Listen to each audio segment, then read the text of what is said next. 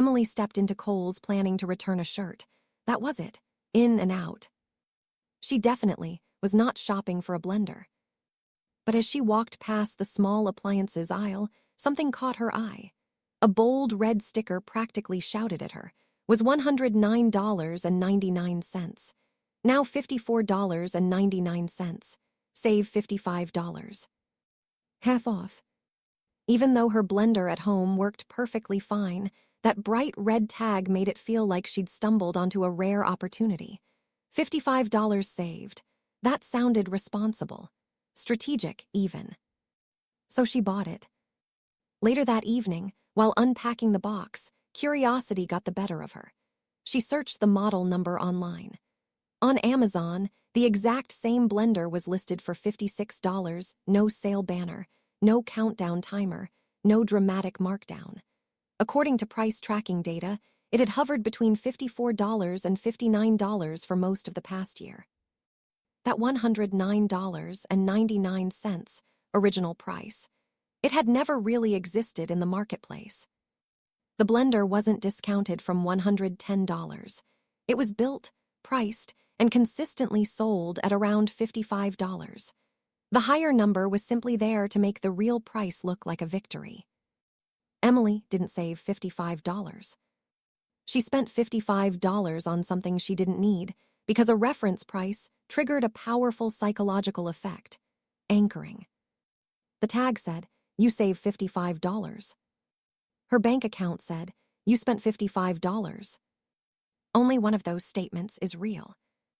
I'm Daniel, and over the past few months I've been digging into how modern retail pricing quietly shapes the way we think about value. This isn't about the occasional clearance event. It's about a system built around inflated, original prices that exist mainly to make the current price feel irresistible. Here's the belief that quietly drains wallets. If something is 50% off, you're getting it for half of what it's worth. But that assumption only works if the original number reflects reality. Human beings don't evaluate prices in isolation. We evaluate them relative to a reference point.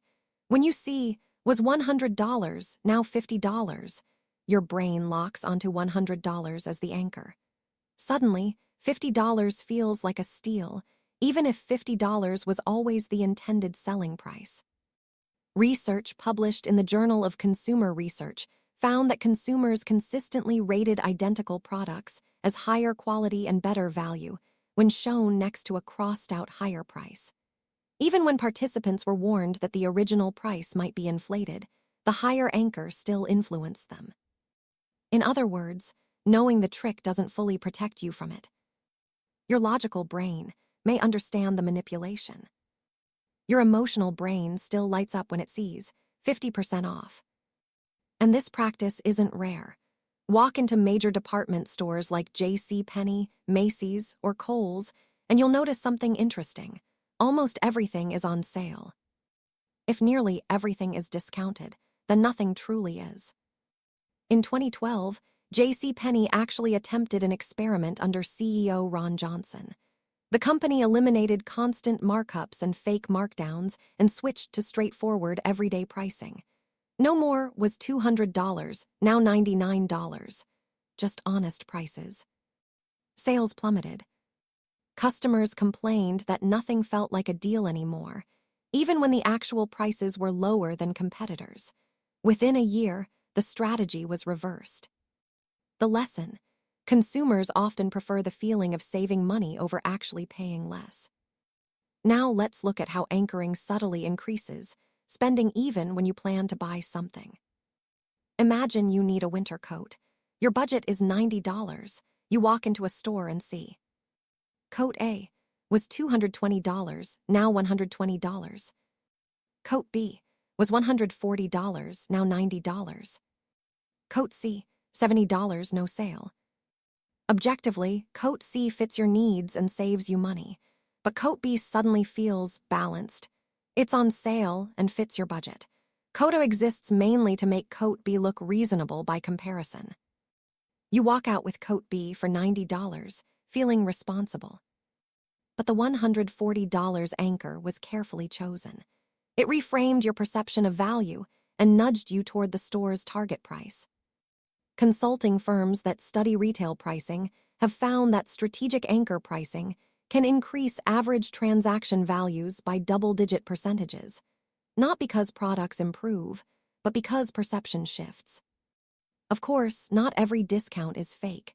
End-of-season clearance often reflects real inventory pressure. Major shopping events can include legitimate markdowns, especially on electronics where pricing is transparent across retailers. But a simple test reveals a lot.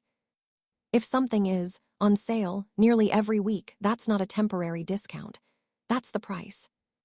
Online retailers use the same tactic.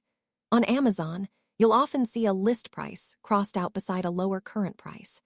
That list price may be a manufacturer's suggested retail price that few, if any, stores actually charge. On furniture sites like Wayfair, you might see originally $899, now $449, even though $449 has been the steady price for months. The higher number exists to shape perception. Here, where the long-term impact shows up. If Emily makes 4 impulse purchases per year triggered by artificial anchors, a blender, a sweater, a kitchen gadget, shoes averaging $60 each, that's $240 annually. Over 5 years, $1,200. That's not catastrophic in one moment, but it's significant when compounded, especially if that money could have paid down debt, built an emergency fund, or been invested. The anchoring effect isn't about one bad decision. It's about a pattern of spending that wouldn't have happened under transparent pricing. So how do you protect yourself? First, pause and ask, would I have been looking for this if there were no sale sign? If the answer is no, the discount is creating the desire. Second, ignore the crossed-out number entirely. Cover it if you have to. Evaluate only the current price and whether it aligns with your needs and budget. Third, check price history for larger purchases. Tools that track pricing over time quickly reveal whether today's deal is actually just the normal price. Fourth, implement a waiting rule, 48 or 72 hours for any unplanned purchase above a set amount. Urgency fades, real need persists. Finally, reframe the language. When you see, you save $60, mentally translate it to you spend $60. Because saving only happens when money stays in your account. Emily didn't wake up wanting a blender. She walked into a store, saw a fictional anchor, and her brain interpreted it as an opportunity. The sale tag created excitement. The purchase created an expense. Retailers understand behavioral psychology. They test it, they measure it, they refine it. The pricing you see isn't random, it's engineered. You can keep chasing sales and enjoying the rush of winning against inflated numbers. Or you can recognize that the only figure that ultimately matters is the one deducted from your balance.